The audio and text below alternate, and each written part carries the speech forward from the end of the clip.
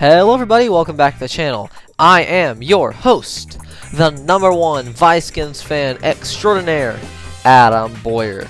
Thank you so much, as always, for coming back and watching this video today and visiting my channel. So greatly appreciated. We're trying to grow the channel, hit 500 subscribers by June, 1,000 subscribers by 2023. Got big goals for this channel. Might start doing some live streams soon or when the season rolls around. Maybe at the draft. I don't know. We're just going to have lots of stuff going on. Content's going to keep rolling out. Thank you for your support if you're already subscribed. If not, I would appreciate it if you did. But now, let's jump into our video. We're going to be discussing the Washington Commanders kicker situation. Let's get right into the video.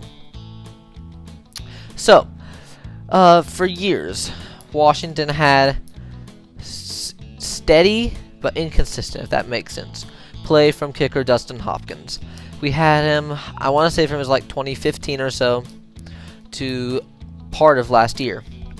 And Hopkins, if you look at the stats, Hopkins was not a bad kicker. He didn't miss a ton of his field goals. He didn't miss a ton of his extra points. But the problem was his misses came at the worst times.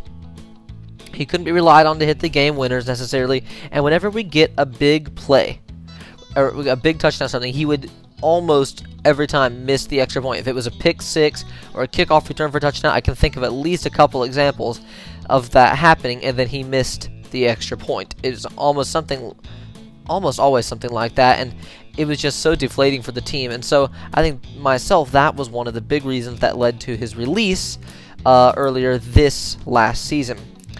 We did bring in Chris Blewett for a while. That did not work out at all. His name doomed him. And there was another kicker too, and I can't think who it was.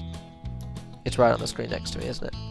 Yes, it is, and here's the thing. I am here in editing now, speaking to a microphone, and I did not realize Brian Johnson was still on our active roster. Thankfully, for the purposes of the video, I don't think it really messes anything up, because I still think Joey Sly is better, but I do wish I had remembered that when I started making the videos. So, yeah, I'll let you alone now. Just keep that in mind. Okay, back to the video.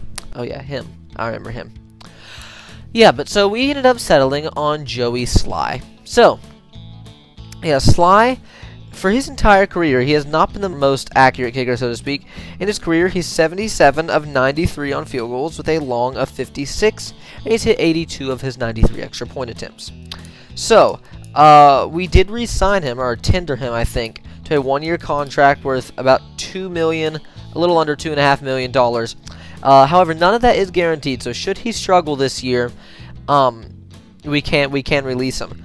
Last year, though, he bounced around 3 different teams, finally settled on us, and I'm so thankful that he did. He brought some steadiness to our position, never missed a field goal.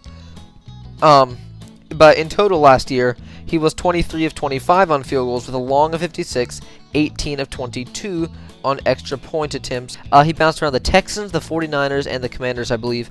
I'm so happy we've got him now, though, because, like I said, he did not miss a field goal for us, and he only missed 2 the entire year.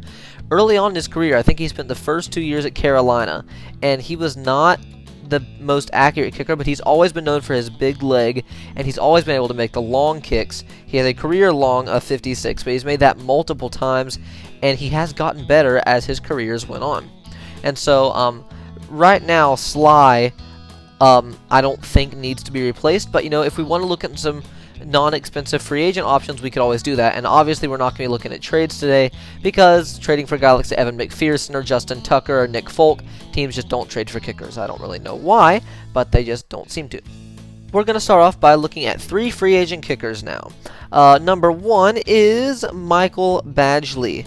In 2021, with the, I believe, Colts and Chargers, I want to say, he was 18 of 22 on field goals with a long of 46, 40 of 41 on extra points.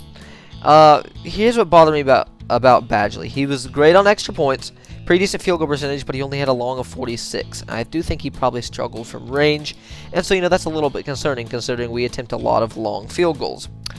In his career, he is 70 of 87 on field goal attempts, so not, you know, the most accurate, but not terrible. He does have a long of 59, though, and he's 122 of 127 on extra points. So he barely ever misses extra points. That's always a plus. And as I said, that's the reason, one of the main reasons Hopkins got released. And so if we can get a guy that's going to consistently make our extra points and make field goals most of the time, pretty good. That would be pretty ideal. However, I don't think, at least not based on last season, that he's good enough to where we would need him to replace Joey Sly. Next is the man who has not played since 2020, and that is with the Jets, Sam Ficken. In 2020, he was 13 of 15 on field goals, long of 54. However, he was 12 of 15 on extra points. So he missed more extra points than he did field goals. That's a problem. In his career, he is 35 of 48 with a long of 54, 49 of 56 on extra points. So again, very average, or maybe even below average. 35 of 48 on field goals in his career, that kind of concerns me. Just circled that on my page. I'm not at all confident in his abilities, and I just don't think he's proven. So yeah, definitely not a guy we're going to want to replace Joey Sly. Next and lastly, Matt Amendola. He's only played 1 year in the NFL, and that was 2021, and he played, I believe, with the Jets as well. He was 13 of 19 on field goals with a long of 49, 14 of 15 on extra points.